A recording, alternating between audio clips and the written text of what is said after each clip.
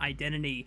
Hell, if you go down the carry route and bring out something like a Zyra of the Old, that would just be like super deep in the pocket. But we'll answer that question most likely later on in this series for Game 3, as you called out. Those supports still available as engage options. They continue the ban on Nico and Rumble on red side. And for EDG, they've moved up the Sivir priority ban now here in the first round. Poppy gets through.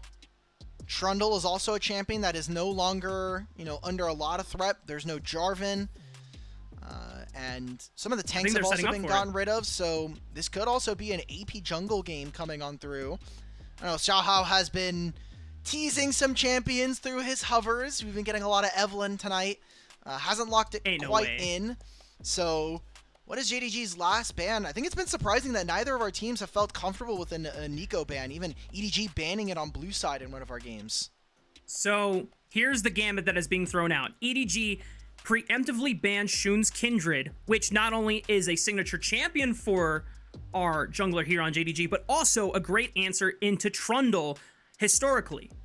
They don't go for the Trundle right away. They're waiting to see what JDG is going to fish for in their first opener as EDG secure Rise for Angel.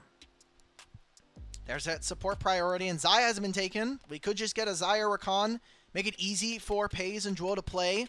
You could see it a little bit later in the draft, maybe on 3, to see a bit more of EDG's. They're going to get that Aurora, so very easy and clear burst damage coming on through, and something that allows for Scout to have clear early impact. And it's not about utility, it's about taking down one of these carries. But he has to be acting quickly, because versus this Rise, you're going to be on a bit of a timer here especially. And because you now have Rel for Parukia, EDG could feel empowered to go for the Trundle since you no longer need engage from the jungle role, but they're waiting on the jungle pick and letting it fall all the way to the second round, guaranteeing that they have a priority AD carry pick for on with this Varus. I think you need to pick AD carry on this. If not, you have to be willing to grab something for JDG that is really going to be a strong blind, whether it is in the jungle or in top side.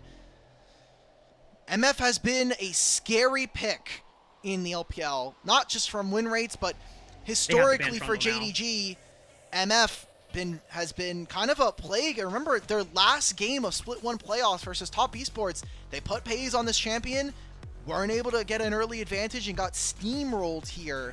So we'll see what the second phase of draft, a big focus we've had so far in this one, has been on junglers. I really would prefer if JDG either take the Trundle for themselves or they ban it away, because not only it would still be one of the strongest skirmishers you can pick up for yourself for Xiaohao, but also Misfortune Bullet Time can always be canceled by a pillar.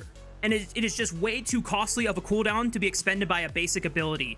Vi still up on the table. They banned that away from JDG to guarantee that there is no guaranteed point and click lockdown from Shun's hands. If I'm Xiaohao, I could be thinking about Nocturne. I think making it so that JDG don't have easy ways of being able to use the ultimates, right? The bullet time's really hard.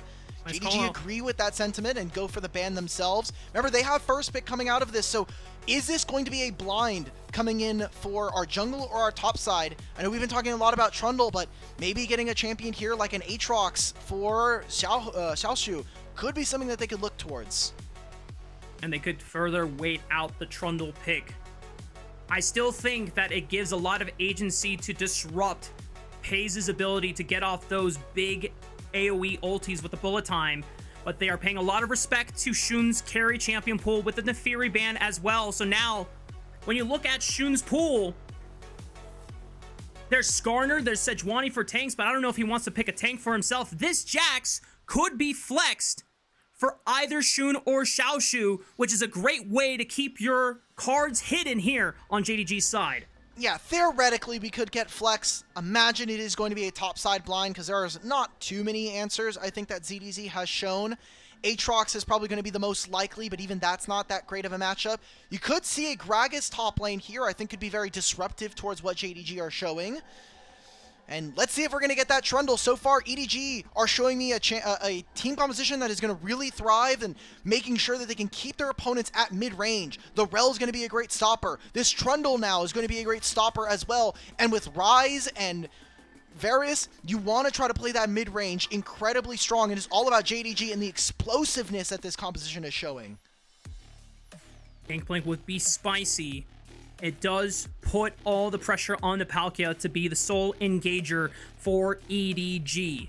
A couple quick hovers from Parukia. Shifting. It's a cannon lock-in. So now this gives another tool for EDG, not just as an engage tool, but a flank tool. And Xun goes for the Zed here in Game 3. His first Zed jungle of the year.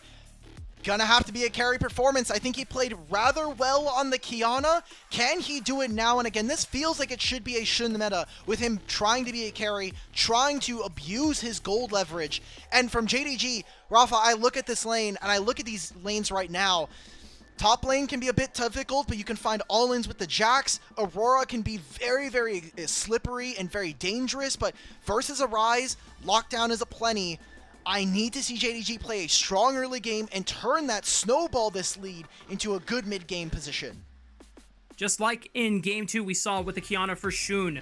Once he was able to get access into Xiaohao's jungle camps, he wasted no time in just pulling a massive experience and gold advantage, counter jungling, and constantly poaching resources away from Xiaohao, giving Xun the tools necessary to be significantly larger and a much more influential factor for these team fights. It seems to be a repeat of that Game 2 formula now, but we'll see if EDG have what it takes to strike back against JDG. EDG are going to have a massive wake up on 1 and 2 items, and it depends on what version of Varus we're going to see. But with Ryze, I think he is a linchpin to this composition, being able to play around multiple side lanes. Parukia are one of his iconic Rel champions. I need to see this team perform. This feels like a very EDG style draft, and yet again, onus on JDG to play a good early game. Compositions are locked in. It's time to hit Summoner's Rift for Game 3 between EDG and JDG. 你的爱好就是装模作样，对不对？敌军还有30秒到达战场，碾碎他们。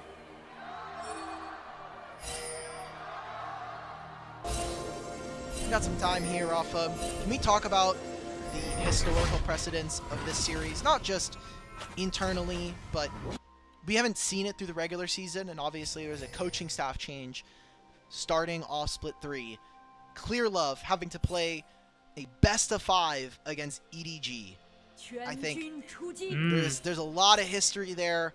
EDG, or Clear Love now the coach for JDG, having to play his first best of 5 up against his former team. It's, I think, pretty historic for all of our older LPL fans. Yeah, I mean, when you think about Parukia first watching his introduction into competitive League of Legends back in 2015 with his dad, he was watching Clear Love play with Mako at 2015 MSI when they got the upset against T1 SKT back in the day in that Game 5 victory. And now, so many members Parukia has had to play against on the Legacy team. Now he gets aggressive here, level 1, already burning that first summoner spell against Peyz, which forces his cleanse to be used. Top side, we're getting spicy everywhere. Junglers can be very impactful. Xun is making over his way to the top side. On trying to abuse this early lane. Wow. Peyz very, very low, and he knows that Xiaohao can be on the bot side in about a minute's time, so it's all about efficiency here for JDG. I wonder if EDG will pull the trigger and force an early dive against Peyz and Zhuo. There's no cleanse available, so as soon as Parukia connects with a Q flash stun, there's no way that Peyz can get out of that CC chain. Zhuo would have to interrupt it with a well-timed grand entrance. Oh, Xiaohao, he just flashed over the wall! He flashed over the wall! He's trying to find Xun here on the red buff! He's forcing Xun to use his own flash. I don't know if he'll have enough time to at least steal the red buff. Xun has smite, Xiaohao doesn't. He's going to drop it for now, but he's at least stalled some time and given information to EDG's bot lane on where Xun is on the map. Xun's not going to be able to recall. He has to go towards the bottom side of the map. He pressed tab. He sees that Xiaohao has 3 camps. Move into this invade. And there's nothing that On and Parukia can do right now. Even Scout making his way and starting to fade towards the bottom side of the map. I'm not going to lie, Raafaa. I still like this for Xun. He still's going to be able to grab all of these waves. And Xiaohao is not even recalling quite yet. Yeah, in fact, I'm not even sure I like that invade from Xiaohao. You already have On and Parukia setting up a massive lane advantage, trying to pressure Peyz and Zhuo under tower, but now the wave was frozen on them. They were forced to recall. There's no advantage to play for in that dive scenario because Xiaohao has committed to the top side. So On and Parukia are forced to give up that wave pressure. Peyz and Zhuo now get a chance to reset the wave. I guess Xiaohao is trying to look to maybe play onto ZDZ's side of the map, but doesn't look like he finds an advantage there. At most, Raafaa, this is just information gathering. We're just seeing, hey, I know where the enemy jungler is. I now have spotted him. He can be on the bottom side. You guys shouldn't be under any threat. See that Parukia right now trying to interrupt the recall of Peyz. Good job from Zhuo. But for the most part, this wave is in a fine spot for EDG. And he traded flashes, which I think is more impactful for Shen, because now, if he does use his shadow forward, he has no way to get out of a fight for the next 3 minutes. Is at least a takeaway for EDG's jungler there, trading his flash for Shun's own. But, I don't know. Personally, I'm still a little miffed that what could have been a massive advantage for On and Parukia now seemingly cast aside to the wind, because Peyz is going to get his cleanse by the time Xiaohao can actually impact this bottom side of the matchup. And JDG not going to even give an opportunity over to Parukia and On to set that up, because they've already lane swapped Xiaoxu onto the bottom side and sending their bot lane to the top side against ZDZ. When you have a Jax, you're allowed to do this. He's a champion that can very clearly cheat a lot of waves by having that counter-strike, making it impossible for the enemy AD carry to touch. And good surge coming in from ZDZ to protect himself.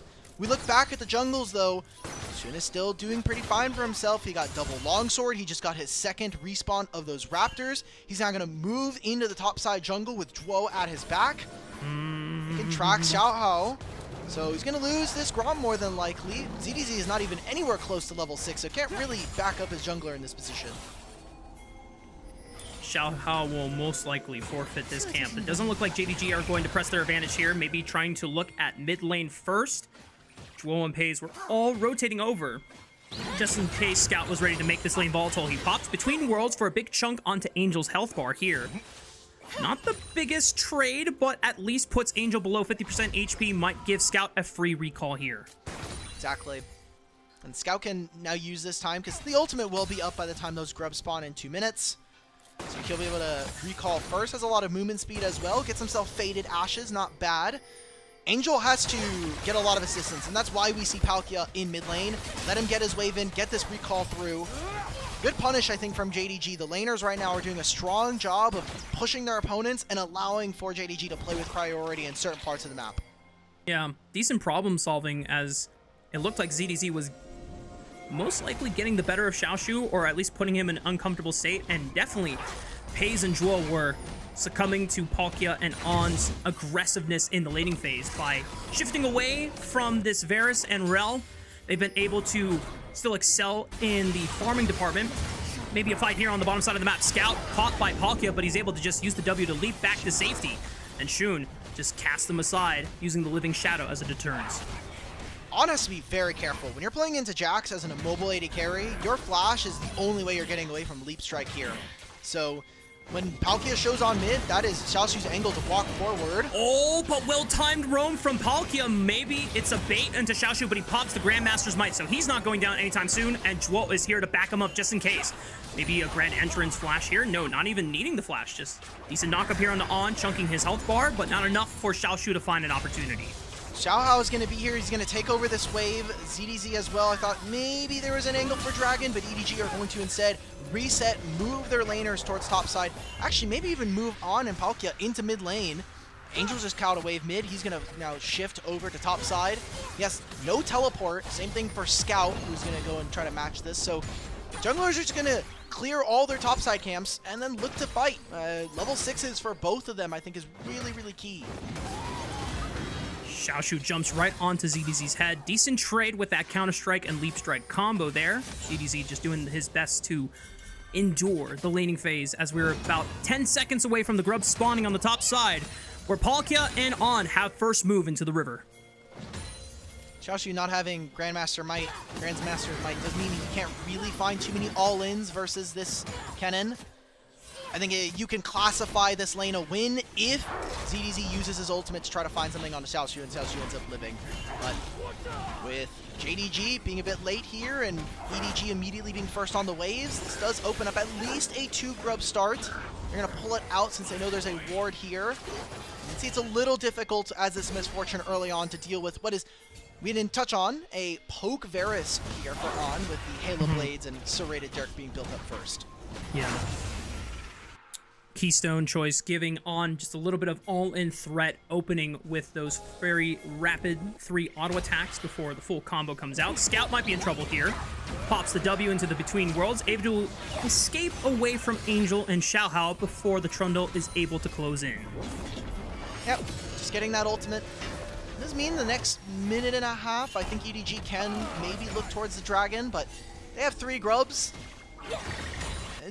They probably just want gold. Honestly, getting gold onto your carries is fine. You're going to have... Oh, I think Xiaoxu is dead.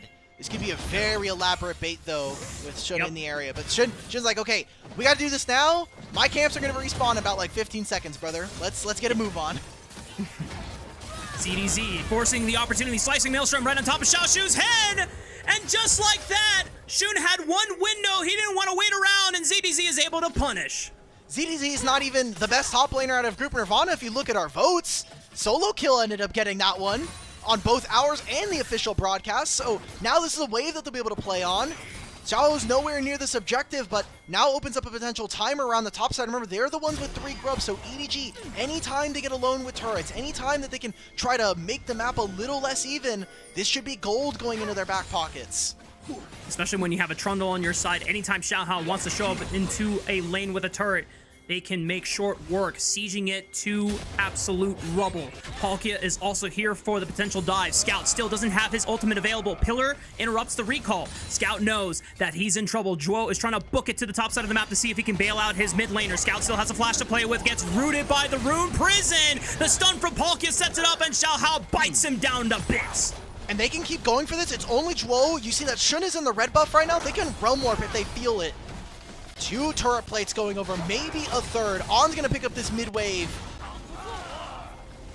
Juo pops the quickness in the grand entrance, but now there's no more CC other than another grand entrance to stop EDG from being able to escape. Shun is starting to close in, but who does he want to look for with his death mark? He's got to be careful because he cannot overcommit. Otherwise, you have Rune Prison and stun from Parukia to worry about, and Shun wisely decides not to commit.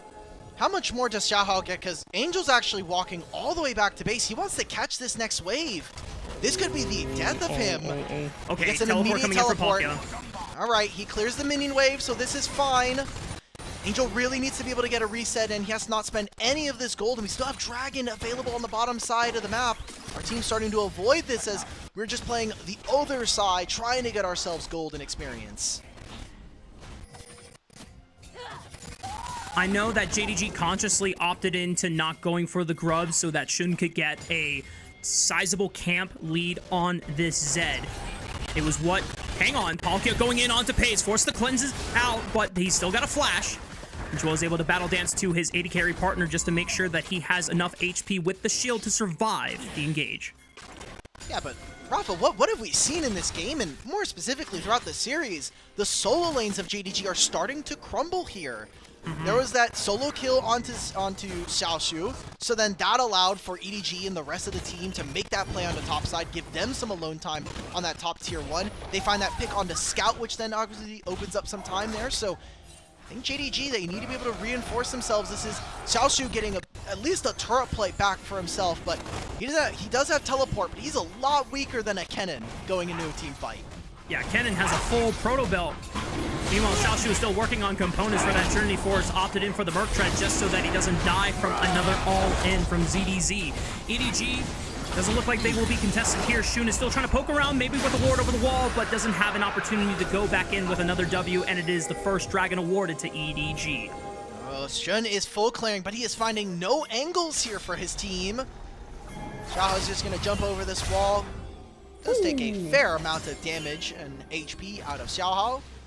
Angel is incredibly resilient, though. Already has the Rod of Ages completed and is building his way towards a Seraph. So I don't know what we're doing here from JDG's perspective. back. Okay, we're going He's for diving it. Xiaohao under the tower. He's got Zhuo for the backup. The grand entrance should set up for the death mark to pop in, but the subjugate from Xiaohao gives him enough HP to survive the encounter from Shun. And now Angel, he's flashing over the wall. He's looking for Shun. He only gets the slow on the Zhuo, not the empowered room prison. On was looking for the collapse, but he is pounced on by Peyz, and he's forced to flash over the wall. Now Parukia, he has the Q flash available. Doesn't get in range. Peyz forced to flash, but here comes CDZ with the collapse. Slicing Maelstrom on a flashless AD carry is an easy formula for success. That's the fate of warfare secured for the EDG, and they're looking for more on the scout, who has no flash. The W over the wall. My God, CDZ is going to follow him over. Parukia extending the play with the crash down, and Scout's got nowhere else left to go. Xiaohao chomps him down to size. EDG now 4 kills to 0 for JDG. And that started with Shun trying to find Xiaohao. Xiaohao resets, able to move in, and even showing off some love for a former rare Adam. EDG can do no wrong so far in this early game. They're getting kills, and now punishing JDG, trying to overextend and find a pick. I mean, you said it best here, Raafaa. Subjugate, chomp. There's no AD here, and there's no damage. They're sitting underneath this turret. Shun has no shadows nearby either, so he's not able to really utilize that death mark. Angel knows he's full HP. There are no spells here for JDG. This was a clean punish. The only worry for me was on. He gets out of this fight, and more importantly, you traded flashes on the enemy marksman. ZDZ had the teleport angle window. Xiaoxu didn't even want to try and answer. He knew that the play would have been even further doomed if he tried to contribute, since he is down an item advantage. And now EDG in game 3 find so much gold, being able to now go up against JDG almost 2,000-3,000 here at 15 minutes. Parukia, the Magnet Storm, we tried. You know, there was an attempt. There was a little bit of an attempt there. Happens. But, alright, fair enough. So, Scout should be able to very clearly make this wave his, and there's a full-on dive coming on through from JDG. They're moving 4 members down. CDZ does have ultimate, but he has no flash. He's going to see that they are there, so trade of turret on both sides. EDG will grab that, and they'll also get themselves the Herald, which could turn this into a mid-play, and that then ends opening up the Dragon in 2 minutes. EDG are kind of outplaying their opponents, and JDG don't have very many options to respond with. Yeah, it seems like JDG are just taking the worst trade end of the deal here in multiple scenarios here across the map.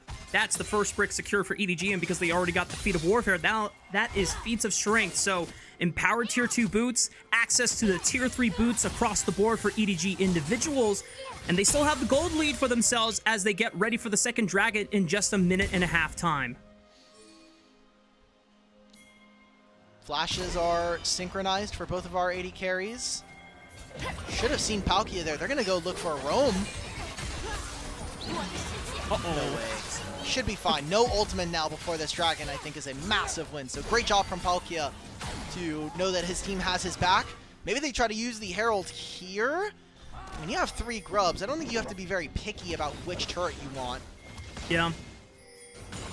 I think at the end of the day, it would be more meaningful for EDG to crack open the tier 1 turret in the mid lane. That gives you wider access to the jungle quadrants of JDG and stop Shun's ability to try and farm a majority of his camps. Good call by Xiaohao. He's on the same wavelength. Chain of Corruptions tags Peyz in the mid lane, goes for the chunk. On, not able to completely destroy Peyz's health bar, but he is now down to 50% HP. And the tier 1 turret is undermined by the Rift Herald, as now Xiaohao, can he get the drift? Here we go. Oh, he's going to get it. That's 1. That's 2. Yep, that's that turret going down. Hey! There we go. 2 turrets right before the Dragon. They're going to need to recall. Xiaohao's going to take this as a quick taxi out. Should be JDG who are able to grab themselves the Dragon, but a huge... we need to look at the items, because on, he gets himself a Caulfield's Warhammer. Imagine once Rise finishes his recall, that's going to be a little bit closer as well. Xiaohao's going to hit level 11 with this camp here. And honestly, despite the turrets, looking at On, who did lose out on his barrier right before that fight. Went for the chunk on Peyz, but he didn't really burn anything meaningful from JDG's AD carry. Still has the flash and the cleanse available for this fight if they want to use it. EDG are the first ones to start up this second dragon of the game. Rest of JDG don't really have great positioning or posture set up to contest them, so it just looks like it's going to be a guaranteed objective as Xun is already booking it to the top side of the map. They're going to give up this topside turret. Angel used his Realm Warp from the river into mid lane to catch this wave. Probably should have saved it, as now On's going to come back to this, and there's going to be turret going over to JDG. I feel like they've gotten the worst part of both trades here, Raafaa. They lost the dragon, and they also lost out on the turrets. They didn't get any of the grubs here on this trade, and it feels like JDG are lost without very many ways of finding engagements versus this team. Like, we talked about short ranged in the second game, but who is setting up for the bullet time? Who is setting up for Scout and Xun to really get this damage down? It has to be some kind of masterful counter-strike coming on through versus Xiaoxu. And check this out. We have noted, especially with Cubby pushing a lot of the notice on Redemption Rush being so prevalent in support meta. Zhuo went for a Mikhail's Crucible first, so they won't have it available.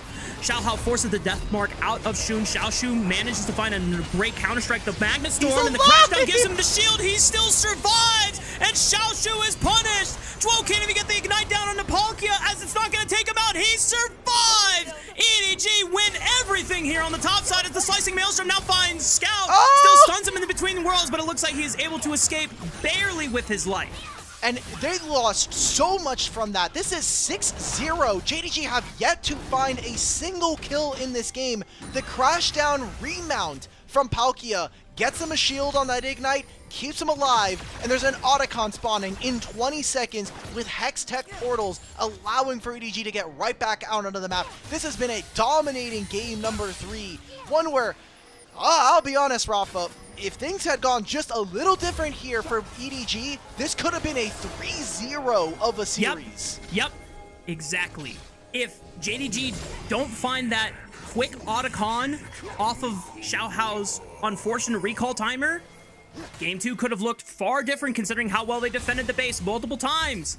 And now JDG, in the most dominant fashion shown by EDG in this series yet, might just be staring down the barrel of a 1-2 series score from EDG going into Game 4. Xiaoxu doesn't have any flanks to go off of. Realm Warp from Angel is up, so he teleports into mid. He's going to make his way through. JDG need to push through Fog, and the only one who is even relatively tanky enough is this Jax, with just a Trinity Force and some boots. This is a tough ask coming in for JDG. 2 items on On's Varus, 2 items on Angel's Rise. Watch for these 2 to pop off in this fight. Xun is able to try and look for a little bit of poke onto Angel with the Living Shadow and the Shadow Slash. JDG don't necessarily force them off the Otacon yet. They're able to drag it down, 6,000 HP, almost 5k, 4k. It's getting closer to the point. Xun, does he want to tango forward? Oh, no. The Realm Warp is coming in. Oh, it's the flank from ZDZ, and Xiaohao secures the Otacon, and now they can look for the fight. Xun is split off from the rest of his carries. Rest of JDG try to fend for themselves on the right side. Bullet Time rips through the front line, but doesn't do any damage. Peyz is forced to flash away. JDG completely collapsed at the Otacon pit, and EDG are there to write down their names on their tombstones. Oh, let's go, Angel. Flash forward. Let's get a triple kill for him. Oh, getting the movement speed. There it is. Spell blocks. One more overload. Not in yet. Okay, Peyz throws out the Angry Bee, is able to walk out this one alive. But Alk, it is 10-0 for EDG here in Game 3.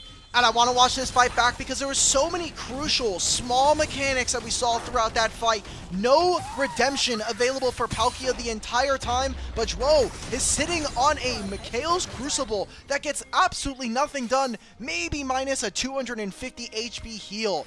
The Otacon goes over. Look at Xun during this. He uses W. It stops here. What's going on?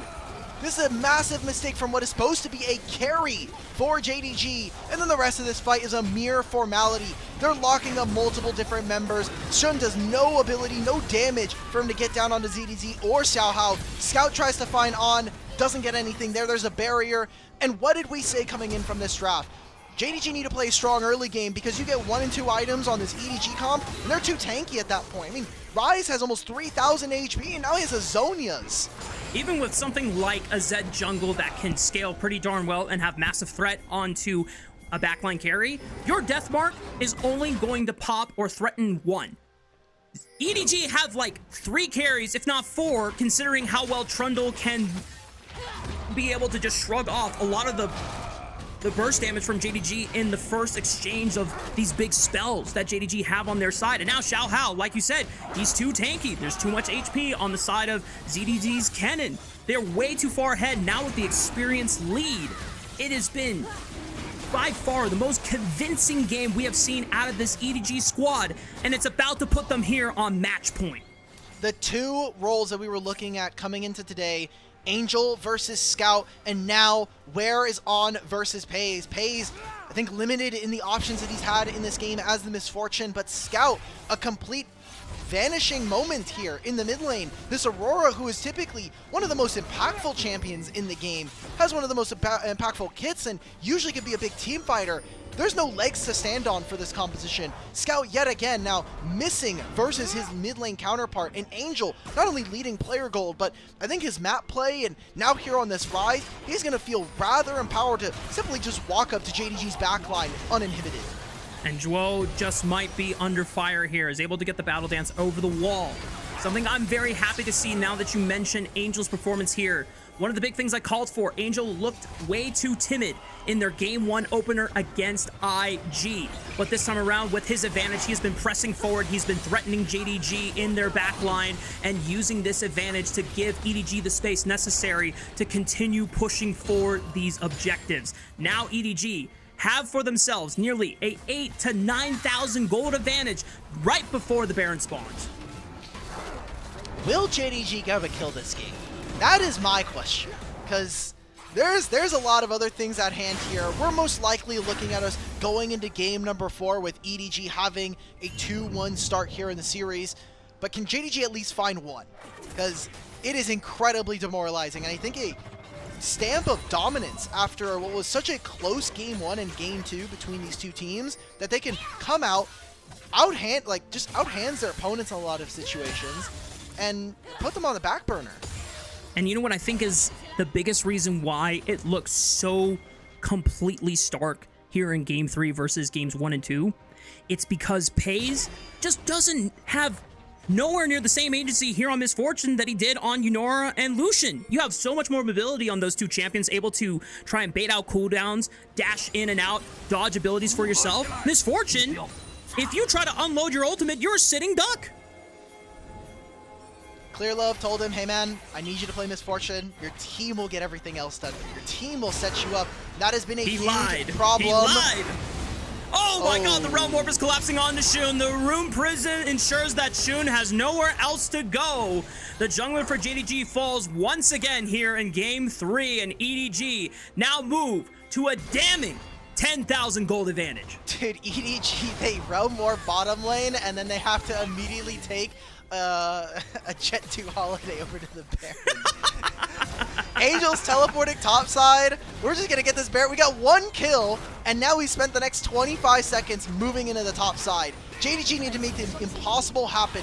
Zhuo is the only one that has the smite up and available, but can he get into this pit? I don't think so. Parukia and Angel are going to do their due diligence to make sure that no funny business happens from Zhuo's Recon trying to steal the Baron away. Parukia unleashes the Magna Storm, and goodbye Zhuo, and goodbye any chance for a smite. Hang on, Shun is back up from the grave. 2,600 HP, Xiaohao needs to burn it down. Shun tries to flash into the wall. He doesn't even have flash, can't close the distance there. Bullet time, completely irrelevant against Angel's stasis with the Zhonya's Hourglass, and now Peyz falls. Scout the only member left surviving on JDG, but he's trying to run for his life, and here comes Xiaohao. Flash, chomp, good night, Scout. We're going to game 4. It's match point for EDG.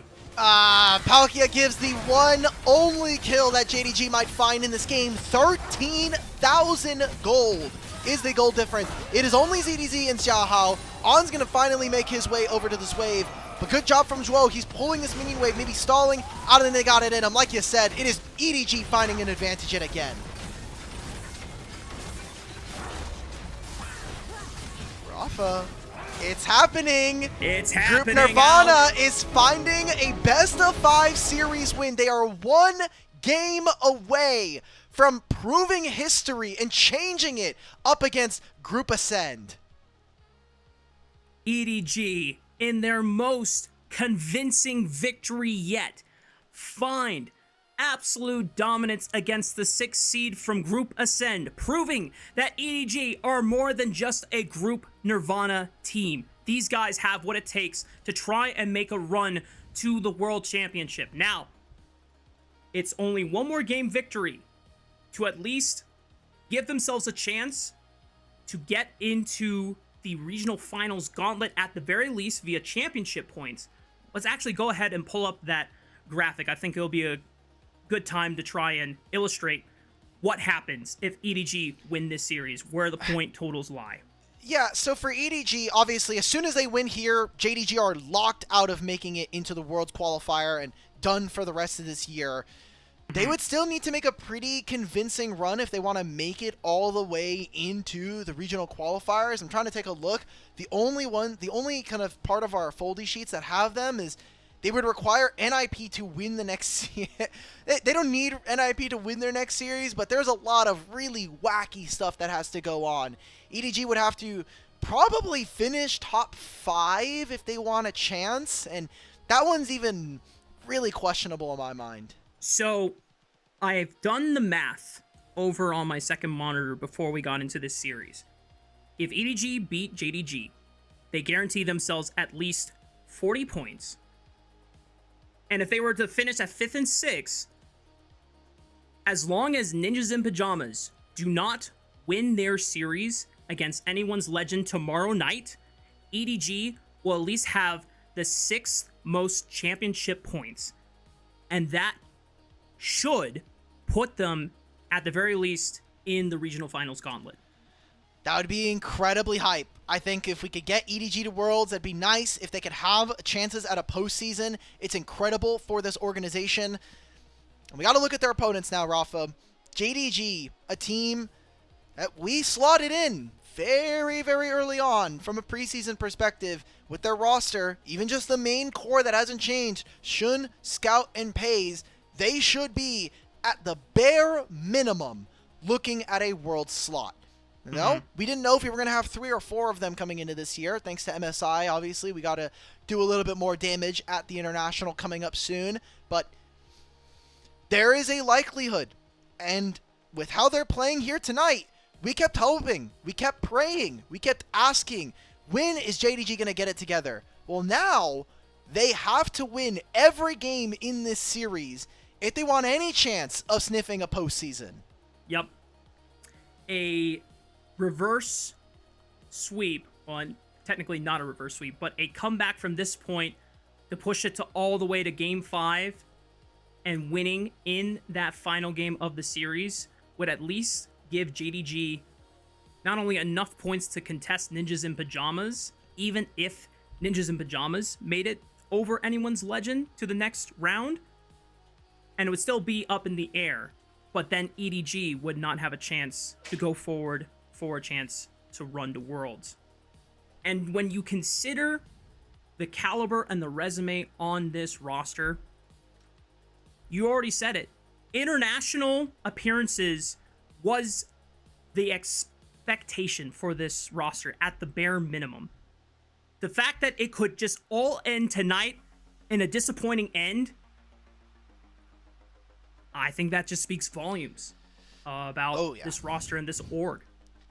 And we have to start talking about the impact this has on some legacies. I mean, Scout has had a couple years now where he's been decent enough to carry his team to internationals. Maybe not all the pieces around him, but if we're being honest, Scout this year has looked terrible for the pedigree of player. And even if we take away the resume, his play has not been solid. He's looked like a bottom half mid laner almost all year long. And when this team wins, sometimes it comes off the back of him performing, but when we have seen this team lose a large portion of the time, it is Scout. Scout's looking bad. This has not been Xiaoxu's best series by far, so this is probably the worst time that we could get this kind of performance and this level from JDG. They need to be able to lock in. They need to be able to find some manner, some concentration, some kind of way to dig back into this series, rely on that experience from a lot of their players. Otherwise, that's 2025 gone and wasted for them. Something I'm curious about going into this game 4 now that JDG's backs are against the wall here. Wink was seen arriving to the studio alongside Zhuo. Obviously, they brought Zhuo in. I don't know if this is where JDG get desperate and start throwing things against the wall to try and see if bringing back in Wink to try and change things around now that the support engage pool has been diminished further. Maybe Wink has something up his sleeve that Zhuo necessarily can't fall back on that could give the keys for JDG to make at least a push to Game 5. Wink has been with the team this entire time. He's been in the backstage. He's been helping out with the coaches. I know just seeing all the videos and kind of the pictures that have come out from LPL as well as JDG, he is still with the team. He's not off of the roster. He's just on the bench. So the likelihood that he joins in, I think, is a little, in the air, because if there was a series for them to do that, maybe it's up against BLG earlier on. We're going to see the MVP awarded here in just a moment. I imagine it is either going to be Angel or Xiaohao. It's actually going to be ZDZ. Okay, I like his ZDZ. first MVP playoff, but a decent performance. And we are on the precipice of history here, Raafaa, because the play-ins were one thing. NIP being able to beat up on FPX, I think not unprecedented, but it was the first time we had seen a best-of-5 win from a Group Nirvana team versus Group Ascend. But play-ins are a lot different than the playoffs. And this would be a second win, and one where it is the first time in playoffs history for the LPL, in the short time we've had Group Nirvana and Ascend, that Nirvana ended up taking a win here. EDG, 1 game victory away from making history. 1 game victory away from pushing their chances further into securing a chance to make it to Worlds, either through the regional finals gauntlet, and at the very least, 1 step closer here in the lower bracket. We'll see if JDG have what it takes to bring us to a Game 5, or if EDG are the ones triumphant at the end of Game 4. We'll see you on the other side of this break.